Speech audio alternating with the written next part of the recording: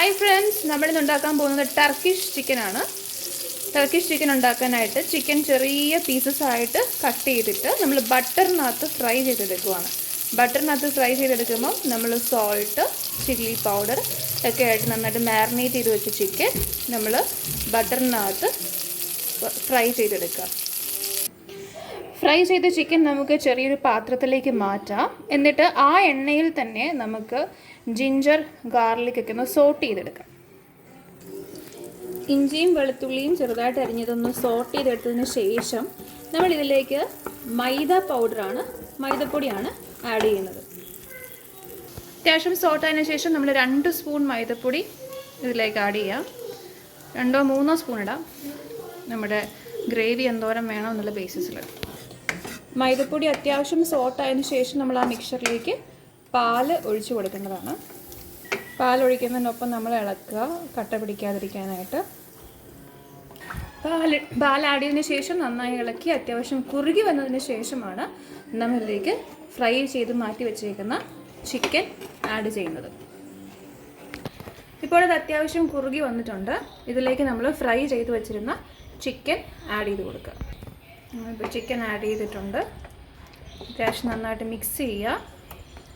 അതിനുശേഷമാണ് നമ്മുടെ ഇമ്പോർട്ടൻ്റ് ആയിട്ടുള്ളൊരു പോർഷൻ വരുന്നത്. നമ്മളിതിലേക്ക് ചീസ് ആഡ് ചെയ്യാൻ പോവുക.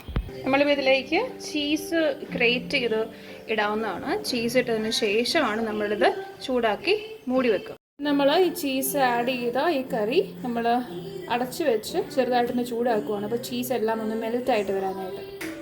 നമ്മുടെ ക്രീമി ആയിട്ടുള്ള ടർക്കിഷ് ചിക്കൻ ഇവിടെ റെഡി ആയിട്ടുണ്ട്. ഇതിലേക്ക് നമുക്ക് ആവശ്യത്തിനുള്ള പെപ്പർ പൗഡർ ആഡ് ചെയ്ത് കൊടുക്കാം.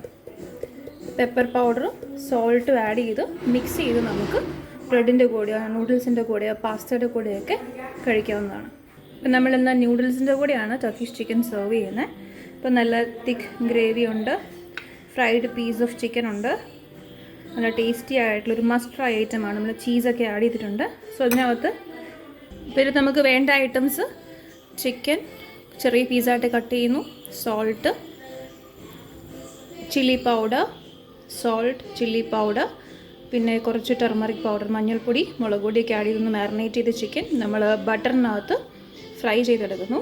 അതിനുശേഷം നമ്മൾ ആ ബട്ടറിനകത്തോട്ട് കുറച്ച് മൈദ ഇടുന്നു. അതൊന്ന് സോട്ടായതിനു ശേഷം നമ്മൾ പാൽ ആഡ് ചെയ്യുന്നുണ്ട്. എന്നിട്ട് നമ്മൾ ഫ്രൈ ചെയ്ത ചിക്കൻ ആഡ് ചെയ്ത് ലാസ്റ്റ് പെപ്പറും സോൾട്ടും ഒക്കെ ഇട്ട് എടുക്കുകയാണ് ചെയ്യുന്നത്. സോ നമ്മുടെ ടർക്കിഷ് ചിക്കൻ ഇവിടെ റെഡി ആയിട്ടുണ്ട്.